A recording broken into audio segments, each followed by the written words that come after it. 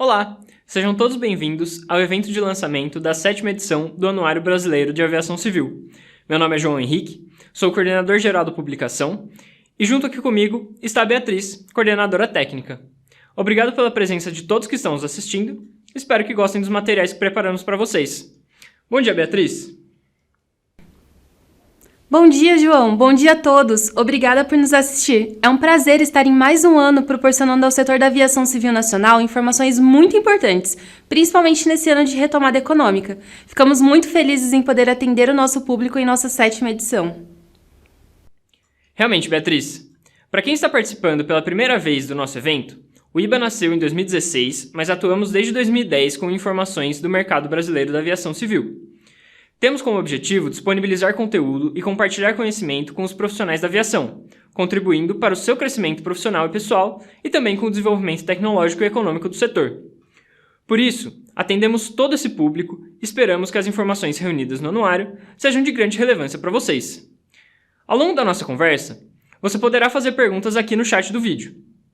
Nós temos uma equipe preparada para responder a todas as suas dúvidas. A cada ano, nós temos a alegria de contar com parceiros que acreditam nessa publicação. A Paloma Lima, executiva de vendas do anuário, vai nos contar mais sobre eles.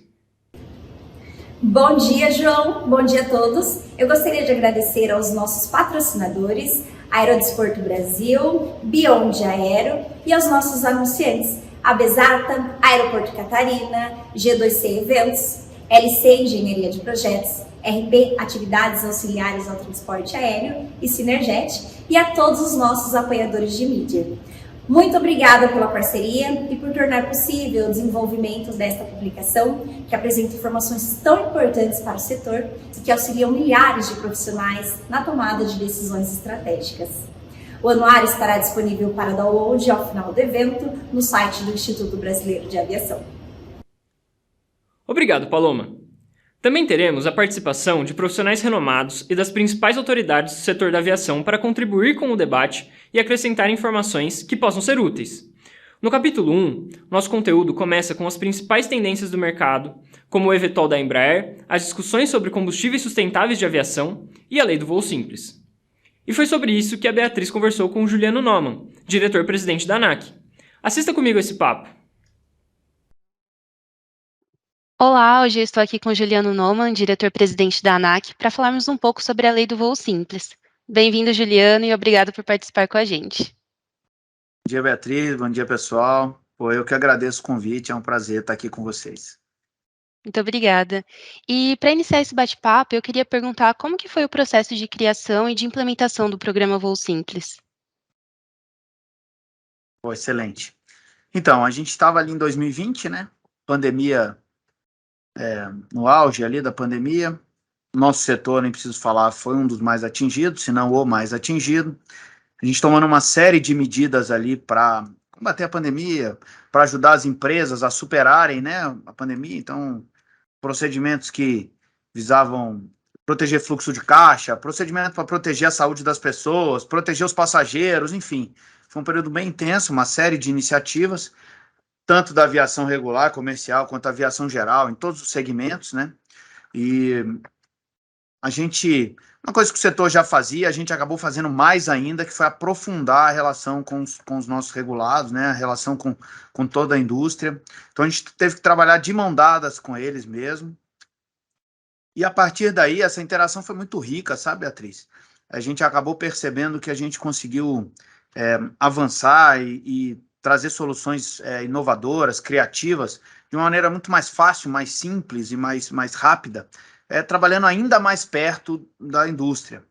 E a partir daí, fruto dessas interações, a gente acabou percebendo que a gente tinha inúmeras, assim, uma série de oportunidades de melhorias nos nossos regulamentos, na nossa forma de regular, na nossa forma de, eventualmente, de cobrar ali o compliance regulatório, como a gente usa, né, como o jargão que a gente fala.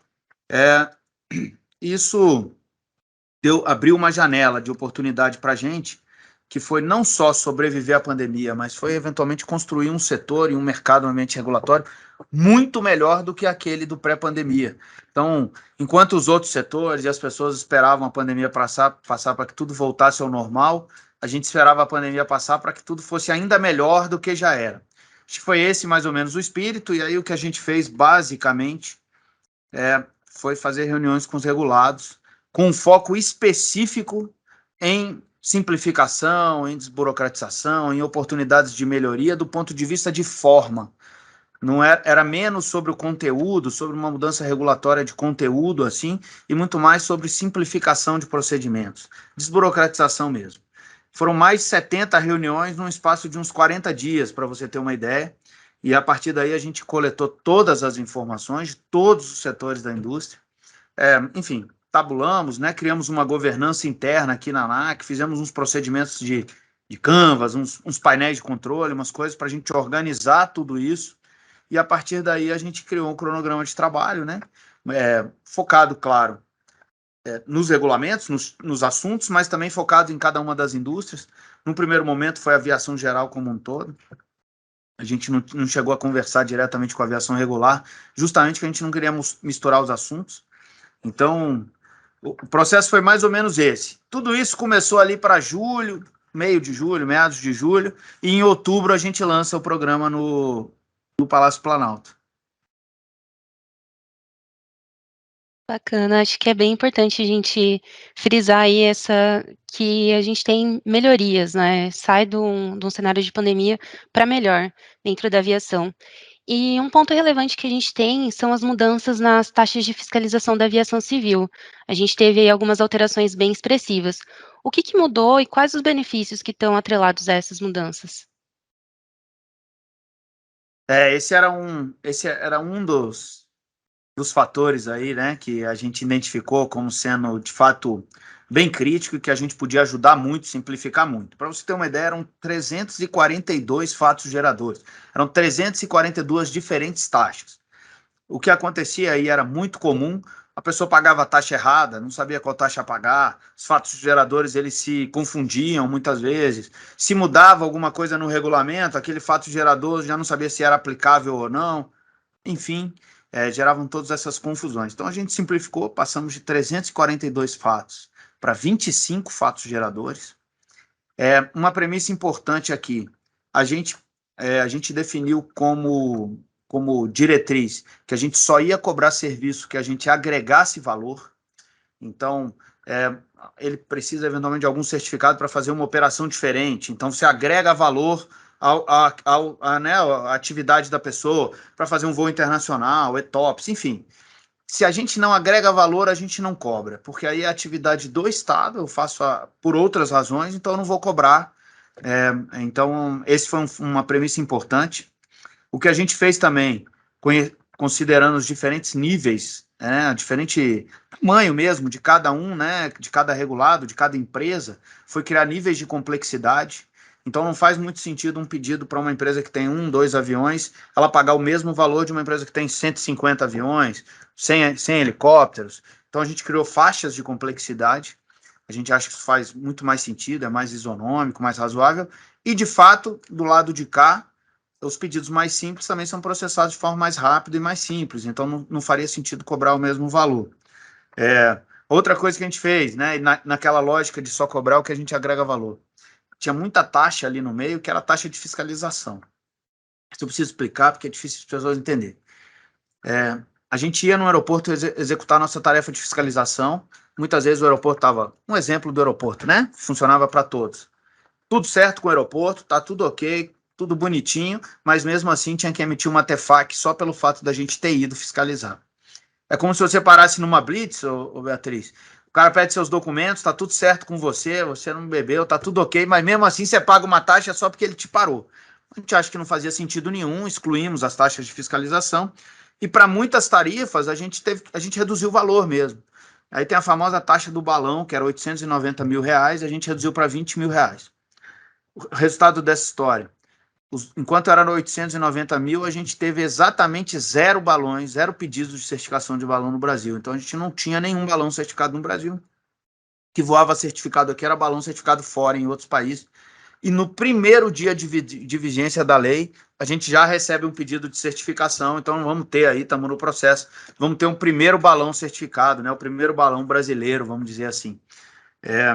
Além disso, tiveram outras mudanças que foram relevantes, né? Por exemplo, taxa de habilitação em simulador, né? A pessoa vai lá se habilitar em simulador, custava 13 mil reais. A gente reduziu ela, igualou, na verdade, as taxas de habilitação, elas todas têm o mesmo valor, agora elas custam 150 reais. Então, de 13 mil para 150 reais. Enfim, um resumo do que a gente fez com as TEFACs foi isso. Bacana.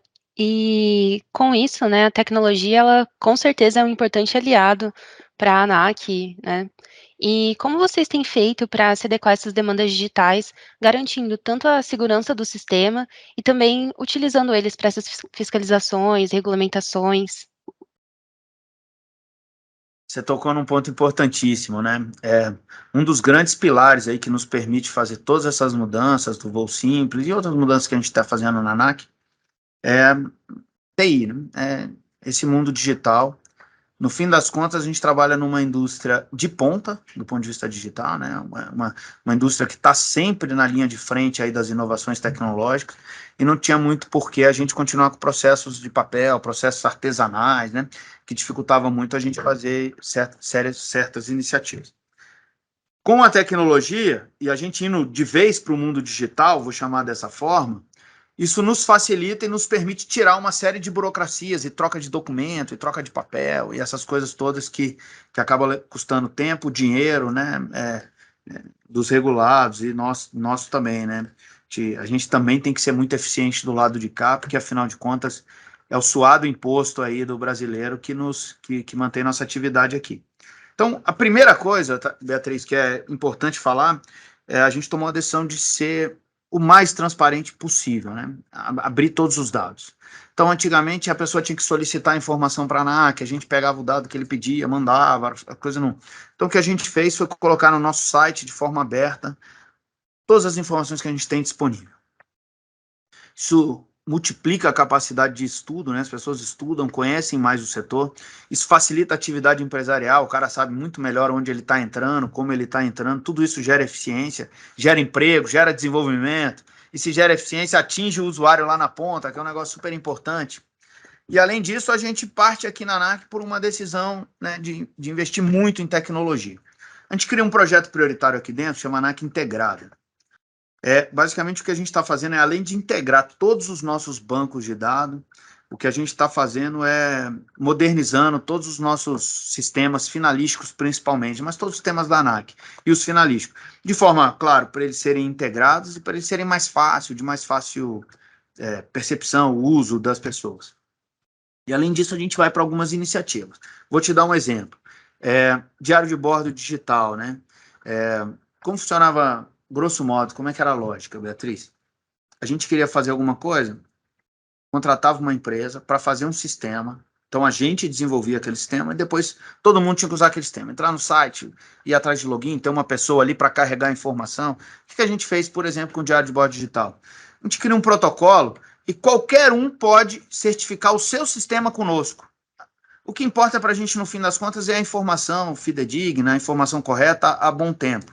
Então, com isso, a gente facilita demais a entrada, porque a empresa pega aquele sistema que ela já tem e ela só se certifica conosco e está resolvido. Nunca mais manda papel, não precisa ficar guardando, ter sala-cofre para guardar papel, esse tipo de coisa. Além disso, a gente passa por um projeto também importante, que é o Registro Aeronáutico Brasileiro, o nosso conhecido e famoso RAB. A gente cria o RAB digital, né? Então, a gente moderniza e cria uma plataforma para que os registros e as informações de transferência, posse das aeronaves, tudo isso aconteça de forma muito mais simples, mais fácil e, como eu falei, com mais transparência, né? A gente adere ao PagTesouro para facilitar essa geração de GRU, pagamento via Pix, esse tipo de coisa, que também no dia a dia ali dos usuários é bem relevante na interação com a ANAC, então a gente também simplifica. Adere ao login único do governo federal, então com um login só ele acessa todos os temas, inclusive os nossos na ANAC, né? CHT digital é um negócio importante de comentar, os pilotos, enfim, a gente consegue colocar a habilitação de forma digital e aí agora com a biometria, né, com reconhecimento facial nos aeroportos, o piloto só chega para trabalhar, tem o reconhecimento facial, consegue entrar, sair, em vez daquele negócio de ter que mostrar a identidade, tem que mostrar a habilitação, tem que mostrar... Então, a gente parte para um mundo digital, integrado, e isso retroalimenta as ações do Voo Simples, né? Além de ser um alicerce importante, ele retroalimenta as ações da iniciativa. Facilita para as pessoas, e é importante destacar, Beatriz, o Voo Simples, no fim das contas, ele é um grande programa de aumento dos níveis de segurança, né? Que já são elevadíssimos, mas eles aumentam ainda mais.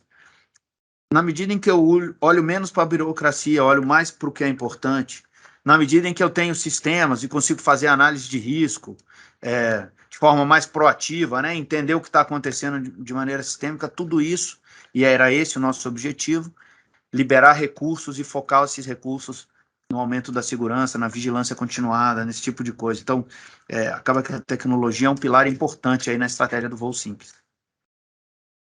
Com certeza. E até pegando um gancho sobre isso do Hub Digital, né, que foi aí um avanço bem importante, o que muda no processo de certificação de aeronaves? Então, muita coisa. Eu ia dizer tudo, mas muita coisa. Primeira coisa que é importante falar, e aí muito focado ali naquele segmento da de aviação experimental, construção amadora, aeronave leve esportiva. Então, a gente criou um arcabouço que a gente tem chamado de framework regulatório, um novo desenho regulatório, para que a pessoa possa, a partir da construção amadora até os níveis de aviões certificados, a gente colocar os degraus e os steps, rebalancear eles e colocar eles de forma mais adequada ao nosso entender, tanto do ponto de vista de segurança, quanto do ponto de vista de progressão natural do que é uma iniciativa, né? Então a pessoa começa construindo, depois ela consegue eventualmente fazer já alguma coisa, uma produção seriada, ou alguma aeronave com características especiais, depois ela parte para a aeronave leve esportiva, até chegar eventualmente na aeronave certificada. Então, acaba que tudo isso, não vou dizer que facilita, né, mas permite um desenvolvimento natural da nossa indústria, assim. E isso tem um reflexo imediato, né, na percepção. Se você parar para pensar que o Brasil é hoje o segundo país do mundo com mais aeródromos, com mais pista de pouso, só atrás dos americanos, acho que é a terceira maior frota de aeronaves do mundo. Então, uma aviação imensa, gigantesca que é a nossa. Imaginar que a gente tem uma grande indústria, que é a Embraer, uma grande empresa fabricante de aviões, que é a Embraer, e assim mesmo foi criada pública e teve iniciativa, né? Ela começou como pública, com apoio de recurso público. Não faz sentido nenhum. Quando você olha para os Estados Unidos e vê toda a indústria que tem lá, a quantidade de aeronaves e a produção, e quantidade de indústrias mesmo, de fábricas de aeronaves. Então, a gente acha que com o framework regulatório, a gente vai conseguir eventualmente incentivar ou criar condições, um ambiente regulatório favorável para que as pessoas possam desenvolver. Além disso, e vou ser bem breve, no processo de certificação mesmo dos aviões, a gente criou um projeto prioritário aqui também para rever o processo de certificação. Resumindo, vou resumir muito como é que funcionava, Beatriz. Basicamente, independente da empresa, você chega para se constituir, ou uma aeronave, você quer trazer um avião novo para o Brasil, você coloca todo mundo no mesmo rito processual. Então, um avião totalmente novo, que a Embraer ou qualquer fabricante, Boeing, Airbus, faz a concepção, ele nunca voou, e o acompanhamento do projeto, ele tinha o mesmo rito, por exemplo, de uma aeronave que não tinha chegado no Brasil, mas que já voa há 20 anos, 25 anos no mundo. Você já foi certificado por outras autoridades, você já tem um histórico de segurança, né, de operação. Então, ficava todo mundo no mesmo balaio, todo mundo tinha que entrar e se recertificar, ou certificar a primeira vez, ou certificar no Brasil mesmo, se o avião já fosse certificado lá fora. Além disso, uma empresa aérea ou um táxi aéreo, seja lá quem for, que quisesse abrir uma nova empresa no Brasil, e com a extinção do capital estrangeiro isso fica bem possível, né? Então, vou dar um exemplo qualquer, uma Delta, uma Emirates, uma Air France, uma empresa que chegasse e quisesse montar uma empresa, ela também caía no mesmo balaio, como se fosse eu e você, uma pessoa, alguém quisesse montar uma empresa do zero. Então, a gente criou um projeto prioritário para rever esses dois processos, para aproveitar a experiência, né, experiência passada, experiência do operador, para aproveitar o que outras autoridades que a gente julga que também são de alto nível já fizeram. Então, a empresa já foi certificada nos Estados Unidos, tem todo o índice, padrão, então ela pode eventualmente ter um fast track ou uma certificação mais rápida. Sim ou não? A gente acredita que sim, então estamos criando as condições. Uma aeronave que já foi certificada lá, tem 20 anos de operação, está cheio de dado, e a gente acha que está com padrões elevados de segurança, ela pode ter um fast track para ser aceita e começar a voar no Brasil. Então, tudo isso, no fim das contas, é o que muda no processo de certificação de empresas e de aeronaves, né? A porta de entrada, né, do nosso setor aéreo, a gente está fazendo mudanças aí com voo simples também, para permitir que tudo isso aconteça de forma mais simples, mais rápida e que faça mais sentido, na verdade, né? Sim, e nada disso é feito sem pessoas, né? A gente tem aí muitos recursos humanos envolvidos para conseguir esse desenvolvimento. E dentro do Voo Simples a gente tem também, né, algumas iniciativas aí para os profissionais da aviação civil. Como que foi o processo? Quais estudos que a ANAC fez para trazer essas melhorias também para os profissionais da aviação? Pois é um ponto bem importante do programa. São os nossos maiores, vamos chamar, regulados, né? O nosso maior público aqui em quantidade, mais de 40 mil profissionais.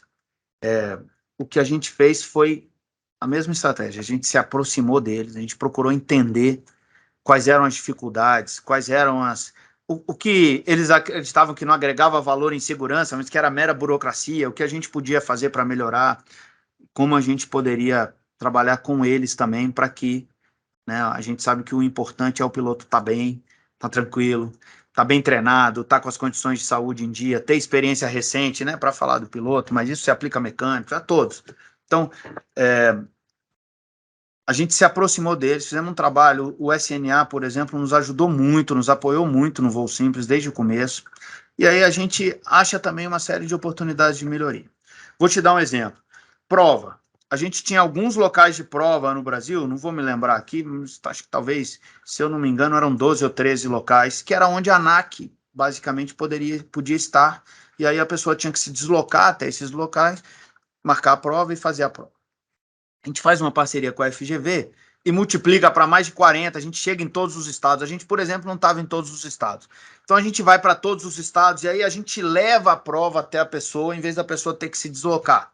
Acho que isso, no fim das contas, é bem importante, ainda mais quando a gente pensa, por exemplo, claro que para São Paulo, né, a gente tinha aqui em São Paulo, Rio, está mais fácil o deslocamento, mas quando a gente vai entrando o Brasil afora, a gente sabe como é difícil, e a pessoa tem um sonho, quer trabalhar com isso, gosta, está estudando, está ali, né? A gente sabe que é um processo longo, caro, e ela ainda, além de tudo, tem que marcar, vir, fazer viagem e tal.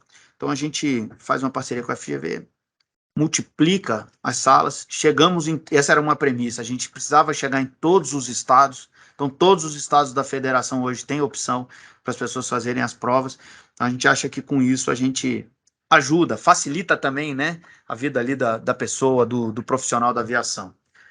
A CHT digital, né, já te falei, digitalizar é muito importante, ajuda a combater fraude, facilita a vida dos pilotos, dos comissários, enfim, de todo mundo.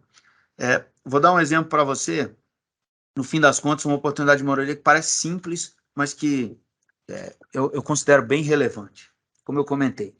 O que importa para um piloto voar? Experiência recente, treinamento, ele tem que estar capacitado, né? Tem que ter experiência recente e tem que estar com certificado médico em dia.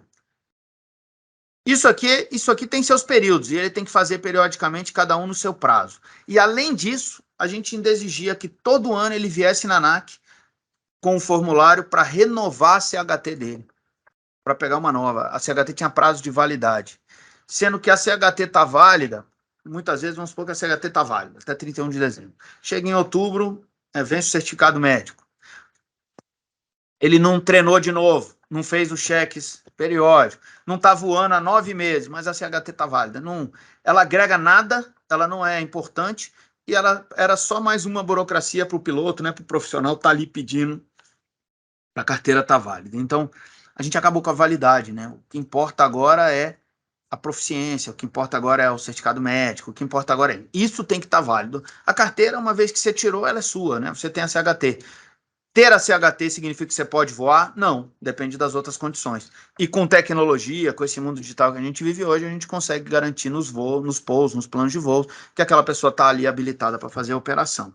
Então, só para citar alguns exemplos, né? Tem um embarque mais seguro, que eu te falei, o reconhecimento facial. Então, eles vão entrar nos aeroportos e sair muito mais fácil, está ali reconhecimento facial, lê nosso banco de dados, quem está habilitado, das empresas, enfim, quem pode passar para a área, né, para o lado A, passa para o lado A de uma forma muito mais simples. Então, a gente também procurou se aproximar deles no ponto de vista de contato da ANAC.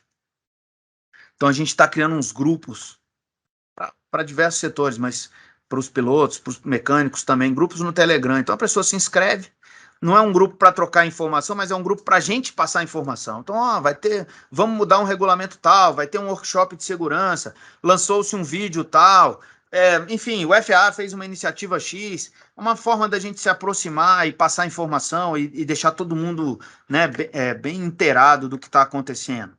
Além disso, a gente disponibilizou uma coisa que a gente chama reuniões técnicas virtuais. Então, a pessoa entra no site da ANAC, marca e ela fala num vídeo igual a gente está fazendo com um técnico da ANAC. Então, às vezes ele tem alguma dúvida sobre alguma coisa. Pô, eu interpretei o regulamento desse jeito, tá certo ou tá errado? Pronto, só entrar no site, marca a reunião e a gente explica lá, a gente conversa. Então, tudo isso para aproximar, para trazer o profissional também para perto da gente, para que a gente possa, como eu falei na primeira fala, né, de mãos dadas, né, juntos construir uma aviação melhor. E a gente tem aí diversas outras alterações, como o programa Voo Simples, que com certeza vão contribuir diretamente para o desenvolvimento do Brasil, e a gente poderia ficar falando aqui muito tempo, mas, para finalizar, eu gostaria que você comentasse as perspectivas da ANAC para o segmento de aviação e como a agência pretende manter o programa em constante evolução, né, de forma que ele sempre esteja atualizado para atender essas demandas do setor. Então, Beatriz, primeira coisa sobre o programa Voo Simples, né? No começo, a gente tinha pensado em criar aquele bloco de iniciativas e o programa ter começo, meio e fim. E depois nós tivemos a grata surpresa de nos depararmos com tantas oportunidades de melhorias, e como uma melhoria levava à criação de outras duas, e assim por diante, que hoje o programa ele é um programa perene, ele é um programa vivo, né, dentro da ANAC. A gente tem uma estrutura toda de governança, tem um portal no site da ANAC, que as pessoas podem acompanhar as iniciativas. A gente tira BIs, tira indicadores, informações. A gente criou um canal para as pessoas mandarem sugestões para o programa. Então, pô, se deparou com uma burocracia, uma coisa chata, entra lá e manda, ó, regulamento tal, item tal, isso aqui não agrega. Então, assim, a primeira coisa sobre o programa é que a nossa ideia é que ele seja perene, permanente. A gente não quer abandonar isso, a gente tem todo dia que buscar essas simplificações, essas oportunidades de melhoria.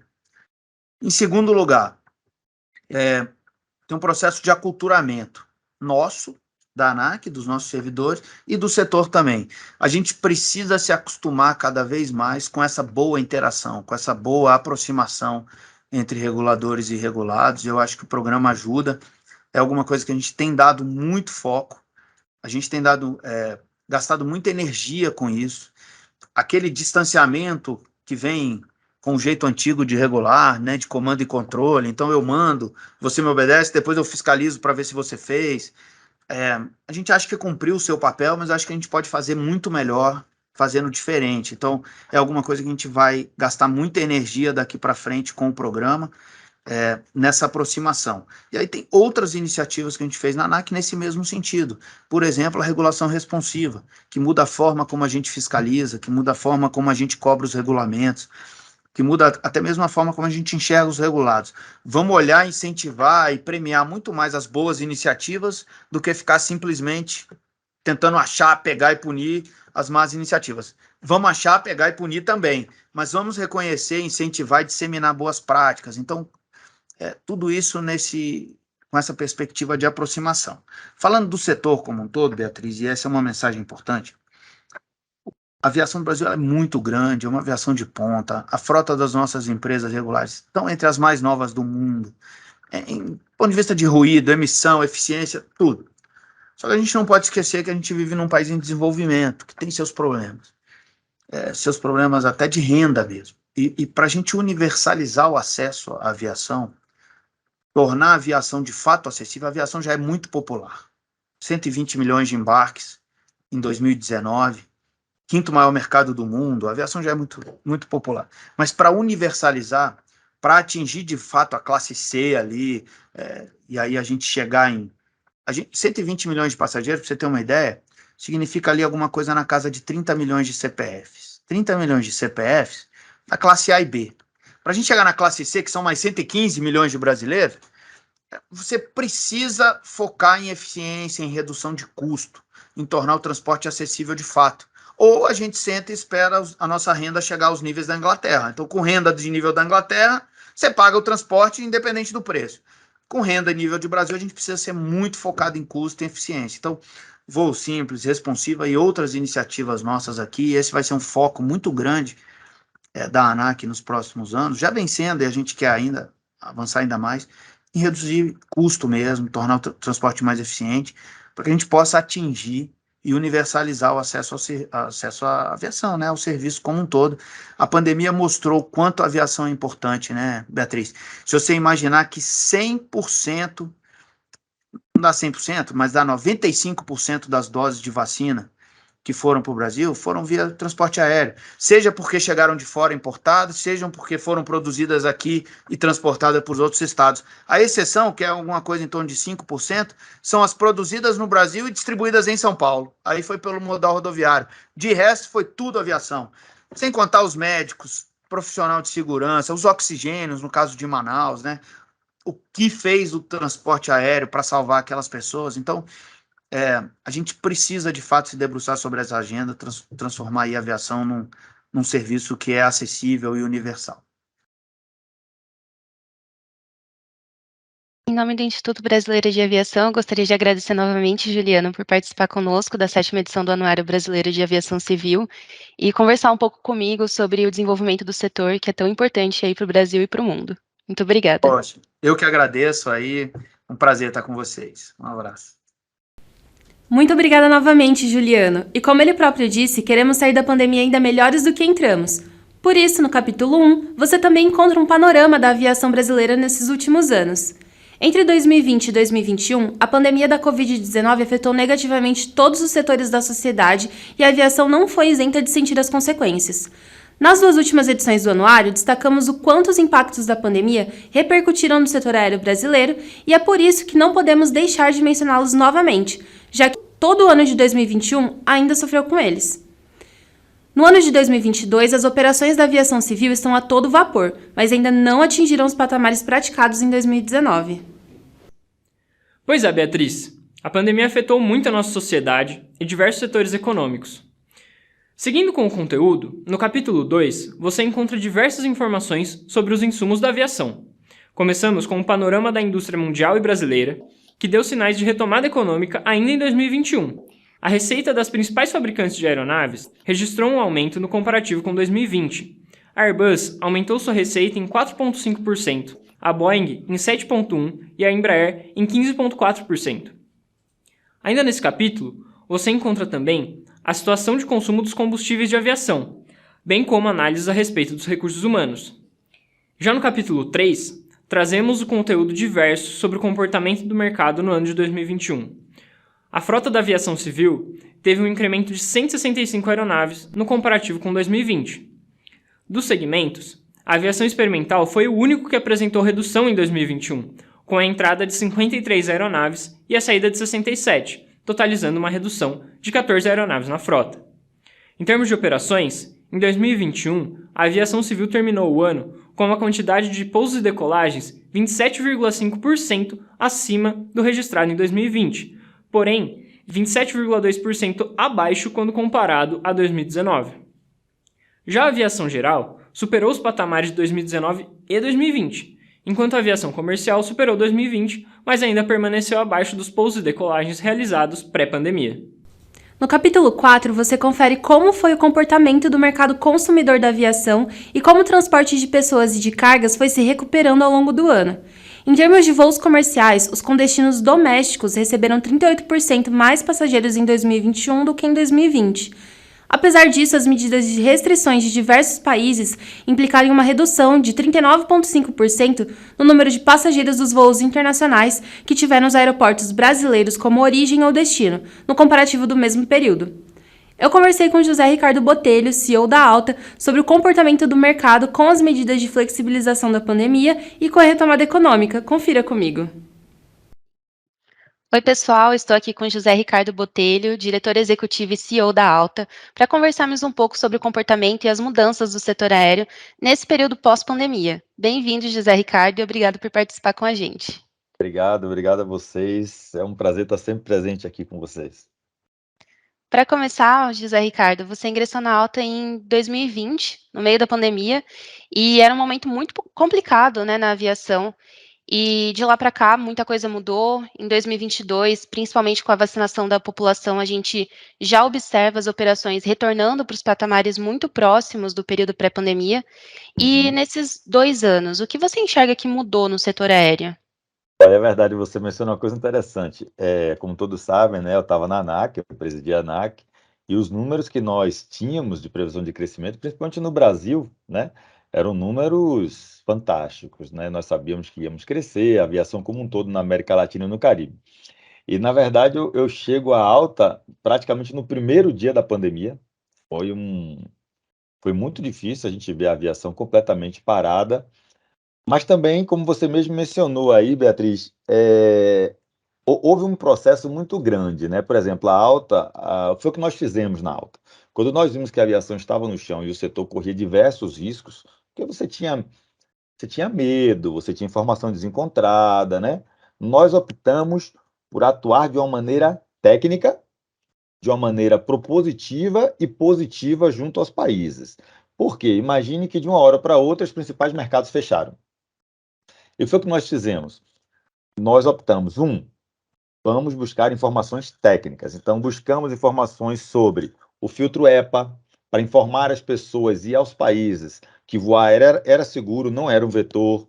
Dados, em todo lugar do mundo que existia dados, nós fomos buscar dados para mostrar que índices de contaminação não eram os índices não aumentavam em razão da presença da aviação, porque nós não éramos vetor, né? Paralelamente, começamos a trabalhar com os governos para buscar soluções técnicas e aí criamos uma tabela, que é uma tabela de abertura, que nós chamamos. Então, nós tínhamos ali aqueles que estavam no vermelho, no amarelo, no verde, e nós íamos acompanhando os impactos, informando, olha, assim está funcionando, não está funcionando, e graças a Deus funcionou. E, por fim, veio a vacinação, né? Veio a vacinação, os países começaram a... Nós também nós como seres humanos, passamos a aprender como como funcionava esse vírus, né? Passamos a ter mais informações, então menos fake news, mais informações, menos medo, mais informação, e graças a Deus o setor veio se recuperando. É uma alegria para a gente na Alta poder dizer que a gente já está aí perto de números realmente antes de 2019, em alguns países da América Latina, principalmente aqueles países que têm uma necessidade do turismo muito forte.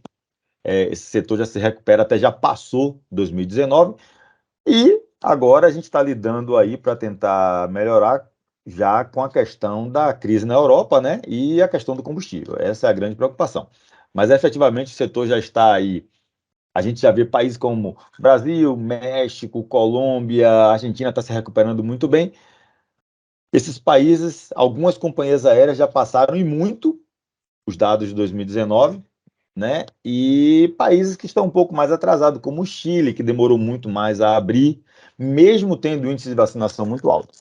E o que a gente vê é que realmente o que a Alta falava em relação, olha, a América Latina ela é um atrativo muito grande, a gente comentou isso ano passado, porque as pessoas estão buscando aquele carpe diem do arcadismo, né? Aquela necessidade de se envolver com a natureza. A América Latina e o Caribe ela tem um potencial muito grande, e é o que a gente está vendo agora, o turismo de vingança, né? As pessoas querendo sair de casa, as pessoas viajando, e um setor e uma região que é a região que mais cresce no mundo. Quando você compara os dados, depois a gente pode passar os dados, se você não tiver, a Nicole pode passar. Nós somos, América Latina e Caribe, nós somos a região que mais cresce em relação aos números de 2019 no mundo de uma maneira muito rápida.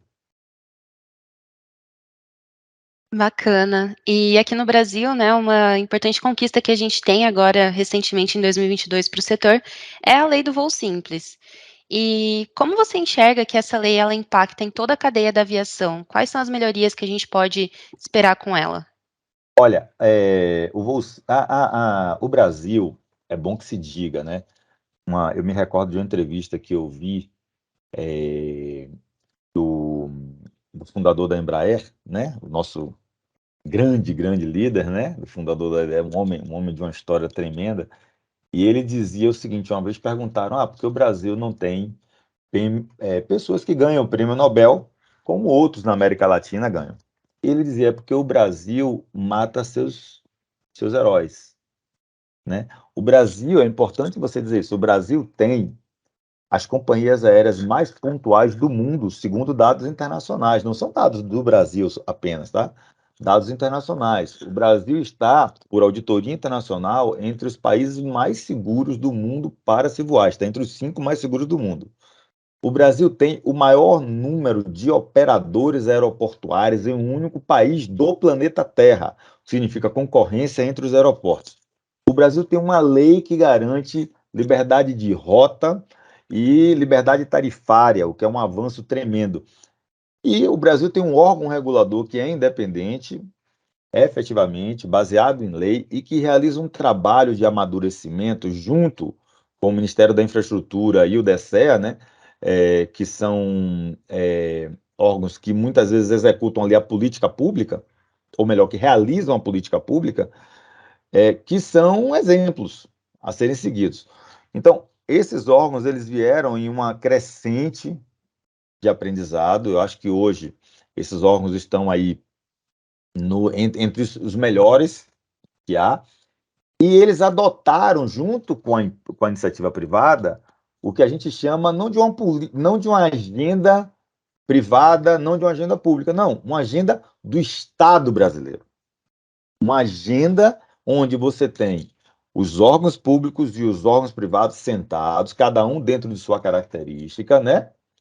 Tentando buscar o desenvolvimento dessa indústria, porque onde está a aviação, está o desenvolvimento. Eu costumo dizer, e a Nicole sempre comenta isso também, não existe no mundo um lugar onde esteja a aviação que não esteja o desenvolvimento. Não existe, é uma agenda sempre positiva.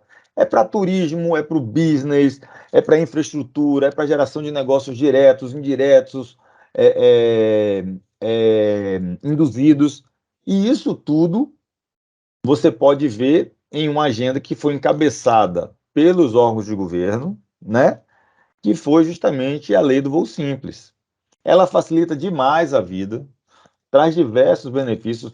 Imagine você que hoje, para você implantar uma empresa no Brasil, em torno de 6 meses. Isso é recorde no mundo, né? Ter fax que antes não faziam sentido de serem cobradas, porque eram absurdos. Eu me recordo que eu comentava, olha, não faz sentido para você certificar um balão no Brasil pagar quase R$ 1 milhão, né? E as pessoas diziam, mas se você baixar o valor, o Brasil vai perder. Eu digo, não, não vai perder o que não tem, porque tem mais de 10 anos que você fez a última certificação nessa categoria. Então, a lei do voo simples, ela vem encabeçada aí muito pela ANAC, pela SAC, né, pelo Ministério da Infraestrutura, para facilitar, retirar aquilo que a gente chama de falhas de governo, né, que são regras que não precisavam estar ali, e ela faz essa depuração. Então, eu vejo com muito bons olhos, eu acho que foi um avanço mesmo. Acho que, e o mais importante, mantendo o que é o core da aviação, que é o quê? Safety, né? A regulação de safety. Então, a ANAC fez um trabalho e faz um trabalho extraordinário nesse ponto aí. Eu digo que a lei do voo simples ela é um compêndio de boas coisas. Você pegou tudo aquilo que não precisava estar no mercado e deu uma depurada, modificando o Código Brasileiro de Aeronáutica, que era diante da Constituição de 88, de 1986. Então, tudo isso eu vejo com muito bons olhos. Bacana. Mas, infelizmente, a gente tem alguns entraves ainda no setor. E esse ano, por exemplo, a gente sofreu muito com o aumento no preço dos combustíveis, a alta da inflação. E tendo isso em mente, né, quais são os desafios que a aviação ainda deve superar cada vez mais, tanto no Brasil quanto ao redor do mundo? Olha, a questão do combustível, do combustível, do preço do combustível, né, que houve uma variação a nível global até, de 155%. Isso é muito para um setor onde o combustível ele é dolarizado, né? E onde o impacto disso nas companhias aéreas chega aí a 40%, 45%. Então, nós temos que ter esta agenda. Existe uma agenda a nível regional e existe uma agenda a nível local. Elas são muito similares, né? Mas os impactos, quando você considera o Brasil, que é um terceiro, quarto maior mercado do mundo, se a gente consegue resolver essa agenda, você vai ter conexão em tudo quanto é lugar, porque esse país tem um potencial muito grande, com 210 milhões de passageiros, que só voa aí 0,4%, 0,5%, né? O que é que acontece? Você tem a, a questão do conflito no exterior, né? Tudo isso, com certeza, influencia no preço do dólar. Mas alguns países, como Colômbia, República Dominicana, Costa Rica e o Brasil até o ano passado, eles tinham alguns problemas extras. Um deles, você não poderia usar no Brasil o Jet A, só o Jet A1, que na verdade é um combustível para quem vai cruzar a Antártica. Não faz sentido, né? Em um país onde a temperatura média no Brasil deve ser 35 graus. Então, o Brasil caminhou, resolveu esse problema, né? A Colômbia está muito próximo de resolver, Costa Rica e República Dominicana também. Isso é uma agenda da Alta, a Alta tem trabalhado isso muito fortemente com os países. Esse era um ponto. O segundo ponto que o Brasil enfrenta é a questão que todos nós já comentamos, é a questão da precificação da Petrobras. Não é uma precificação transparente, não é uma precificação clara. E aqui é importante a gente dizer, ninguém está falando que vamos fazer de uma maneira diferente dos padrões internacionais. Não, não é isso. O que se quer é entender o que está nesta precificação, porque ninguém sabe. Embora a Petrobras não tenha um monopólio de direito, ela tem de fato, né? Então é importante que essa agenda esteja na pauta para que se discuta, olha, o que está acontecendo? Né? A gente precisa ter mais concorrência, tudo isso. Será que na precificação está o uso da infraestrutura dentro do Brasil? Se está, isso faz sentido? Faz sentido, né? Porque você está usando essa infraestrutura em real, porque você está cobrando da companhia aérea em dólar. Você tem a questão do acesso à infraestrutura essencial do aeroporto, né? E existem discussões, inclusive, no CAD, a Alta também tem trabalhado nisso. Acredito eu, e o mais importante disso é que toda essa agenda, a indústria não está só. Volto a dizer, existe uma agenda de Estado, os órgãos do Ministério da Infraestrutura, Ministério da Economia, Casa Civil, eles entendem que isso é importante. Então, essa discussão está na mesa, e eu acho que isso vai trazer um benefício para o país de uma maneira fenomenal. E aqui eu queria comparar, a gente tem que comparar quem é grande com quem é grande, né? Então vamos lá, o Brasil, 210 milhões de habitantes, você tem em torno de 100 milhões de passageiros, não de CPFs diferenciados, né? Ou seja, nós poderíamos ter muito mais pessoas voando. Mas quando você vê que quando você retira todas essas amarras de regulação econômica, amarras que envolvem infraestrutura essencial, o que você vê é que, por exemplo, um país como os Estados Unidos, 330 milhões de habitantes, quase 1 bilhão de pessoas voando. Então, olha como você tem aí já 3,3 praticamente, diferentemente do Brasil de 0,4, 0,5. Então, a lógica é, quanto mais você libera esse setor, quanto mais você cria um ambiente de mercado, um ambiente regulatório adequado, mais desenvolvimento esse setor traz. Com certeza. E pegando um gancho aí no assunto de combustíveis, a Alta ela já demonstrou que está compromissada com o futuro sustentável, inclusive Sim. com a visão de incentivar, né, programas para a produção de combustível sustentável de aviação e desenvolver essa cadeia de abastecimento. A gente tem Sim. também, de um outro lado, muito uso da tecnologia, né, ela é uma importante aliada dos processos. E Uhum. para finalizar aqui, a última pergunta, com tudo isso que a gente conversou, qual a sua perspectiva para o futuro da aviação e como a Alta deve atuar para alcançar esses objetivos? Tá. Posso voltar um pouco em relação à questão do combustível sustentável, se você me Com permite? certeza. O que é que acontece? A Alta está completamente envolvida com isso, os membros da Alta estão completamente envolvidos com isso. Então, nós temos os membros que produzem o motor da nova geração, que visa o hidrogênio, que visa o combustível sustentável. Você tem os membros que produzem o combustível sustentável, que estão buscando, e nós estamos juntos nisso, buscando políticas públicas claras, transparentes. Aprovamos por unanimidade na Assembleia da Alta uma resolução sobre esse tema. Apoiamos a CLAC, que é a Comissão Latino-Americana de Aviação Civil, sobre o tema. E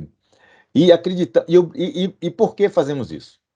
O Brasil, ele possui, para você ter uma ideia, o Chile é um dos maiores produtores de hidrogênio verde do mundo. Então, tem condições de suprir o mundo com isso.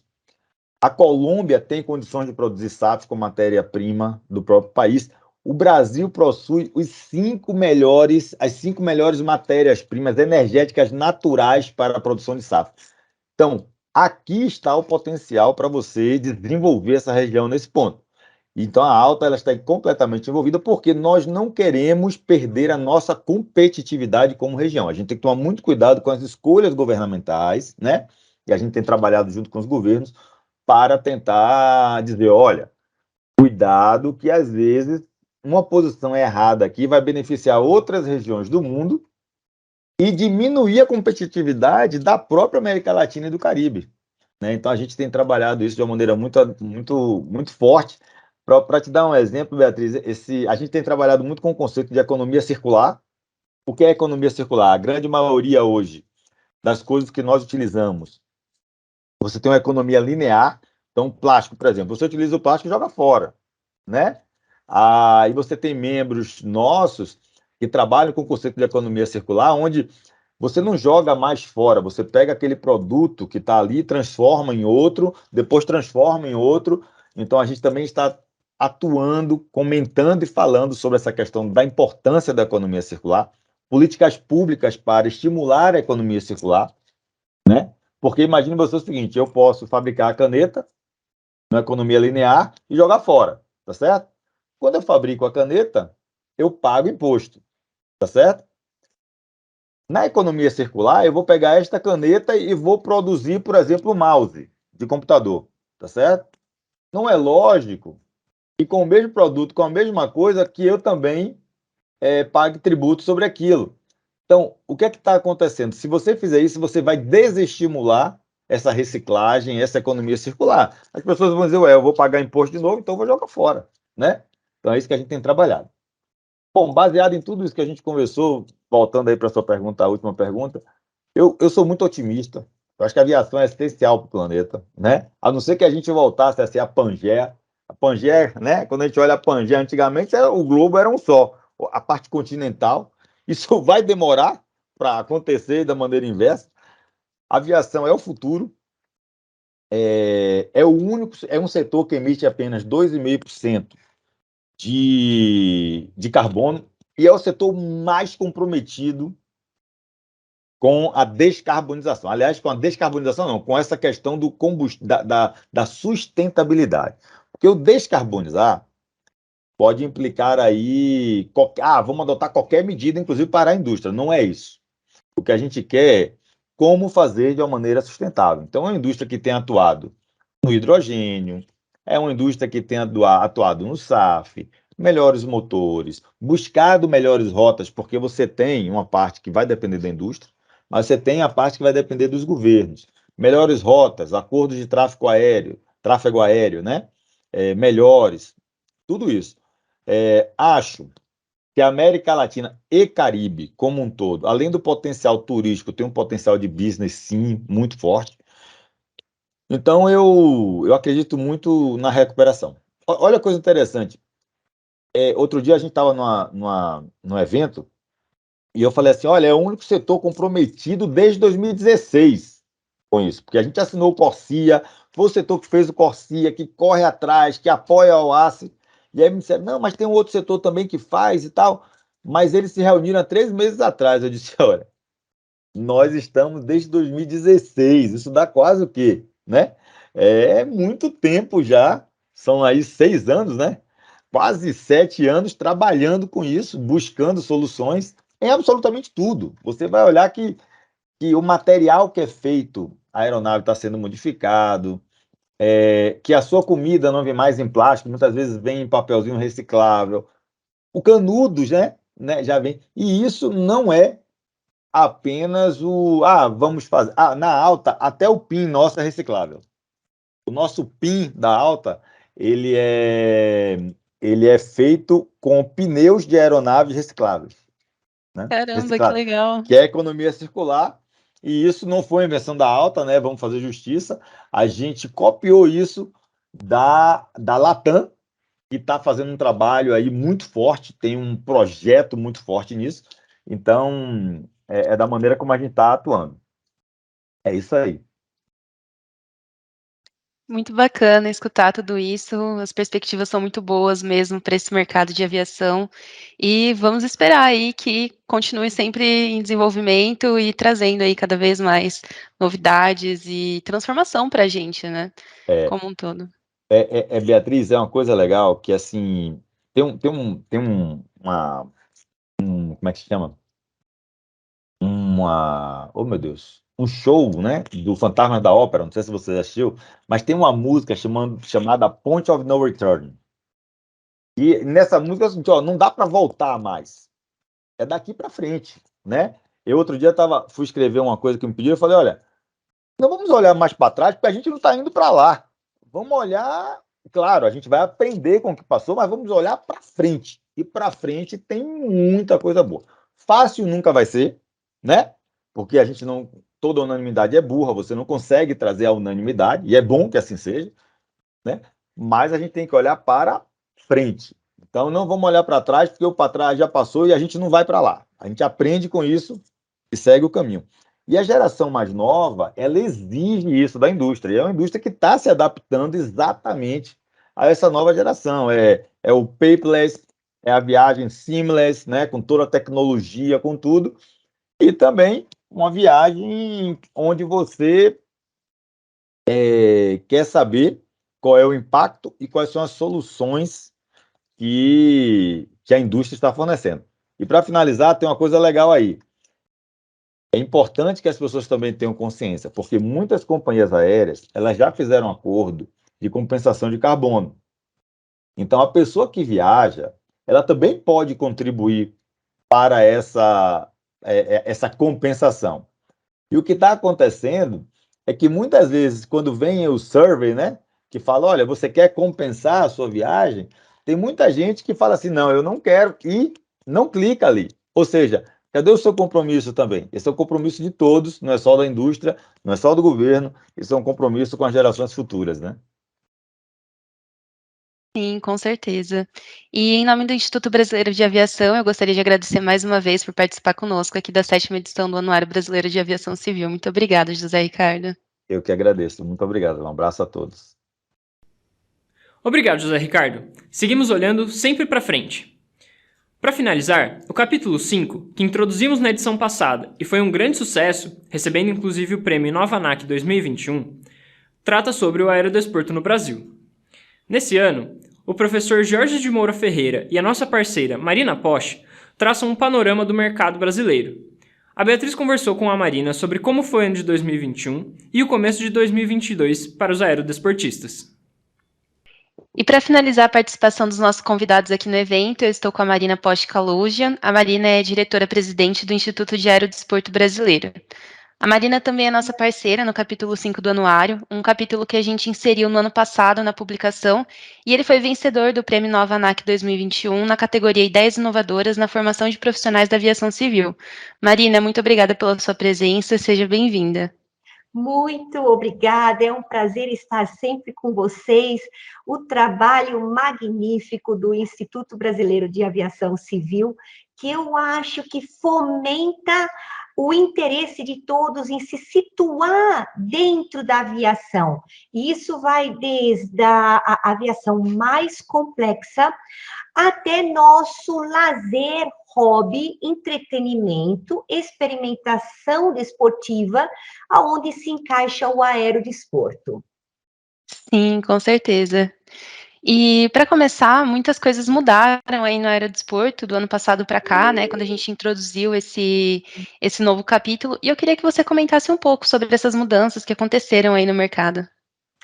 Bom, eu acredito que do ano passado para cá, as mudanças, a mudança mais impactante e maravilhosa que irá ajudar muito o aerodesporto é o programa do voo simples, que culminou com a aprovação da medida provisória 1089.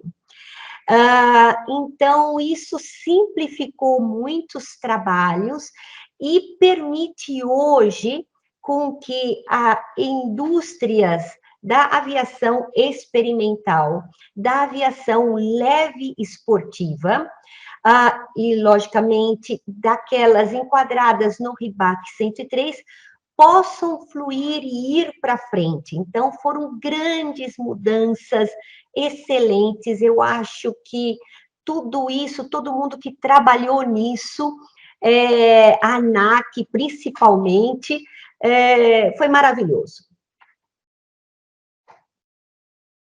A gente tem aí, né, o primeiro balão que foi certificado depois dessa lei, a gente teve a diminuição das taxas, que permite isso, né, então a gente já vê aí uma mudança no cenário, com certeza, com essa nova lei. Importante vamos dizer, passar a seguinte informação. O balão ainda não está certificado, mas o importante é que depois de décadas conseguimos entrar com o pedido de certificação na ANAC, pagando uma taxa de R$20 mil, o que antes era 892 mil e uns quebrados. Isso ajudou não só a parte de balão que vai pagar, uma das empresas já entrou, logo na hora que foi permitido, já entrou e pagou a taxa, mas como também aviões, outras áreas de aviões menores, que poderão entrar, como também drones especiais. Então, foi magnífico, só temos a agradecer. Maravilha. E falando um pouco sobre os dados que a gente traz lá dentro do capítulo, né, a gente observou um crescimento no total de 19% dos cadastros de aerodesportistas com relação ao ano de 2021. E a que você atribui esse crescimento? Bom, eu atribuo ao seguinte, as pessoas com o passar do tempo vão se sentindo interessadas em entender as regras as regras do ambiente onde elas voam. Então, eu imagino o seguinte, que elas começaram a estudar esses regulamentos, começaram a se preparar para fazer as provas nas diferentes entidades credenciadas, e nós também tivemos, do ano passado para esse ano, a inclusão de mais 2 entidades credenciadas. Então, todo esse grupo de entidades fomenta o conhecimento dos regulamentos. Então, assim, aquele que voa aeronaves como ultraleves motorizados, ultraleves não motorizados, tem uma parte de balão que pode correr pelo 103, todos esses, eles estão mais engajados no conhecimento e seguir esse regulamento por se sentirem inclusos na aviação civil. Esse foi um trabalho muito bacana, que a ANAC e DCEA vem apoiando, e vocês, com o anuário, permitindo que mostre que existe, e assim as pessoas ficam agradecidas e dão o retorno de conhecerem mais as coisas. Pois é, a gente vê aí, né, que é bem importante a pessoa ter o conhecimento, porque às vezes ela até gosta da aviação, mas não sabe muito bem como entrar, como, né, é importante mesmo esse trabalho de divulgação que a gente tem, com o seu apoio também, e para trazer mais pessoas, né, angariar mais pessoas para o aerodesporto. Isso mesmo, muito obrigada.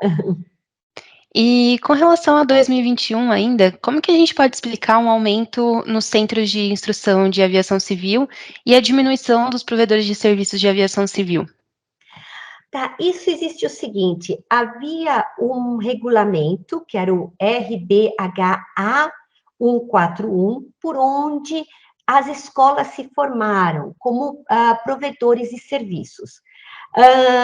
A partir de um momento quando a RIBAC 141, ou seja, esse regulamento foi atualizado, eles, vamos dizer, simplificaram a formação dos centros de instrução de aviação civil.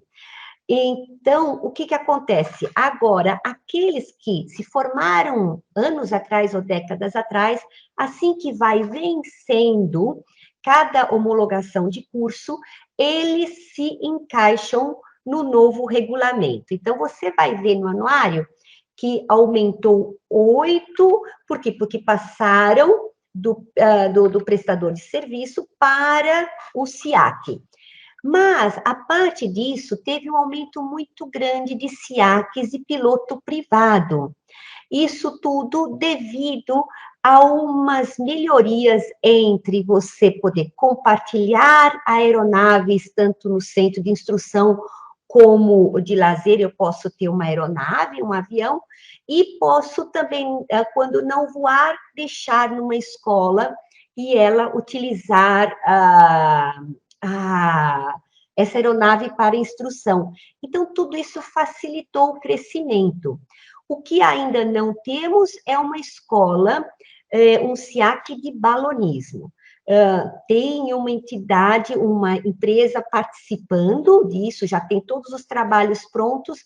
No entanto, como nós só temos aeronaves experimentais no Brasil, ocorre que a ANAC ainda precisa se situar de como vai avaliar esse SIAC.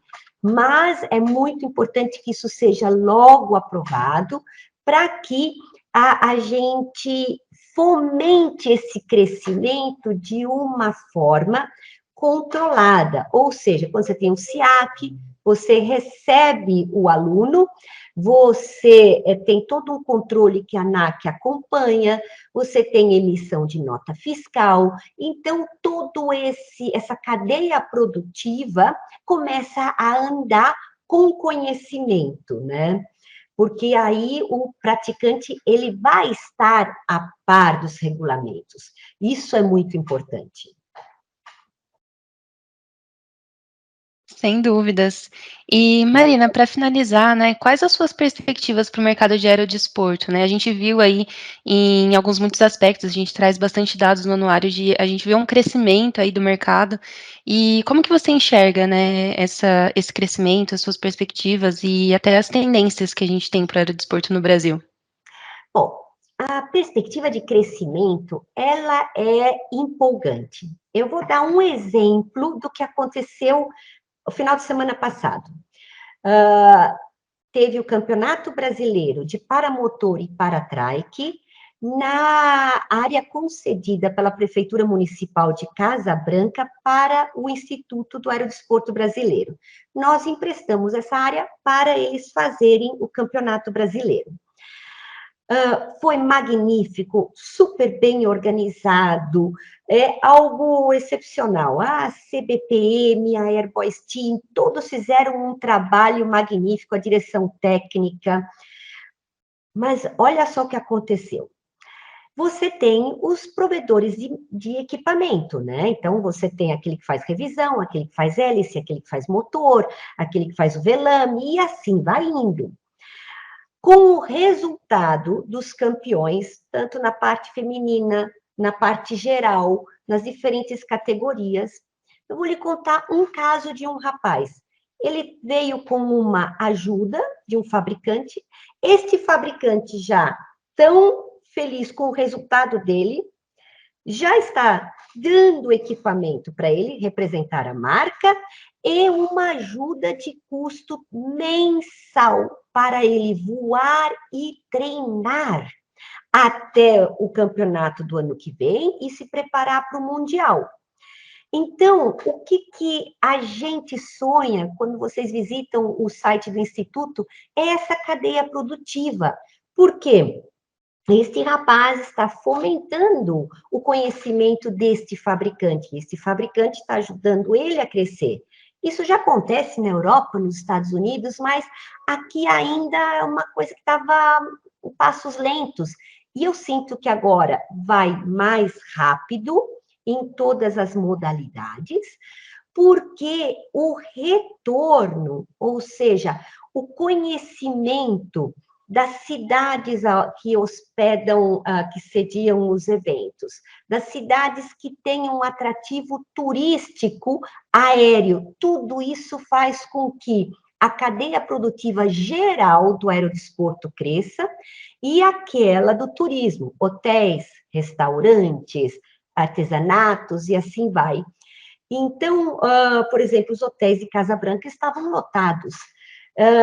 E eu vejo esse crescimento muito forte agora por causa do conhecimento dos regulamentos, ou seja, o serviço que estamos prestando de apresentar as informações ao regulado o tornam mais ciente e mais cativado a fomentar o crescimento dele, seja técnico, seja no serviço que ele presta. Exatamente, acho que você tocou num ponto bem importante, né, o aerodesporto, ele é uma via de mão dupla, então ao mesmo tempo que ele fomenta aí, por exemplo, um aerodesportista a receber um auxílio de um fabricante, o fabricante também se torna conhecido, e não só isso, né, a gente tem toda a importância para o turismo das cidades, até mesmo da região onde ocorrem os campeonatos, né, isso é um aspecto bem interessante, assim, desse segmento dentro da aviação. É isso mesmo, é apaixonante, porque se a gente for pensar, toda a nossa história da aviação começou no aerodesporto. Santos Dumont voando as suas aeronaves, fazendo aquelas competições, ganhando os prêmios, e que depois foi crescendo. E hoje ainda, cada um dos desenvolvimentos em cada área da aviação civil aerodesportiva, ela traz novas soluções, melhoria de materiais, que vão levar isso para uma aviação diferente, porque você traz aqui a técnica, o conhecimento, e isso vai crescendo. E vice-versa, o que acontece na aviação geral, nós podemos trazer também para o aerodesporto. Então, realmente é uma via de mão dupla, entre todas as áreas da aviação. Sim, com certeza. E esperamos aí um crescimento dessa área para desenvolvimento da própria aviação no geral, né? Com certeza. E, Marina, eu queria agradecer muito a sua participação, em nome de todo o Instituto Brasileiro de Aviação, por participar com a gente da 7ª edição do Anuário Brasileiro de Aviação Civil. E obrigada, nós é que temos que agradecer por acreditarem na gente, vocês são empreendedores, vocês são visionários, vocês têm um trabalho magnífico do anuário, e ano passado, ao acreditar na inclusão do capítulo do aerodesporto e na nossa continuidade, nós só temos que agradecer o excelente trabalho e atenção que vocês têm com o aerodesporto e com a aviação geral brasileira. Muito obrigada, Marina. Nada. Gostaria de agradecer mais uma vez ao Juliano Noman, ao José Ricardo Botelho e à Marina Posch pelas entrevistas concedidas à nossa equipe. Você pode conferir os vídeos na íntegra acessando o site do Instituto Brasileiro de Aviação, que aparece aqui na tela. E lembrando a todos que a elaboração deste conteúdo só foi possível graças aos nossos parceiros, e aproveito para agradecer mais uma vez aos nossos patrocinadores, Aerodesporto Brasil e Beyond Aero, e aos nossos anunciantes, Abesata, Aeroporto Catarina, G2C Eventos, LC Engenharia de Projetos, RP Atividades Auxiliares ao Transporte Aéreo e Synerjet. E você, se quiser que a sua marca apareça aqui na próxima edição, entre em contato conosco através do e-mail que aparece aqui na tela. Obrigado, Paloma. E obrigado mais uma vez a todos os nossos anunciantes, apoiadores de mídia e parceiros que nos ajudaram a concluir mais um anuário. Muito obrigado, Beatriz, e a toda a equipe do Instituto Brasileiro de Aviação, que preparou esse material completo e rico em informações. Parabéns, pessoal! Lembrando que assim que o nosso evento for finalizado, o anuário estará disponível para download no nosso site, que está aparecendo na sua tela. Lá, você também pode conferir as edições anteriores, as entrevistas com os nossos convidados e, para ficar por dentro de tudo que acontece no mercado da aviação civil, você também pode se cadastrar na nossa newsletter para receber conteúdos sempre atualizados. Caso você tenha alguma dúvida ou sugestão, fique à vontade para escrever aqui no chat. Por fim, obrigado a você que nos assistiu até o final. Espero que aproveite bastante o nosso material. Muito obrigado e até a próxima!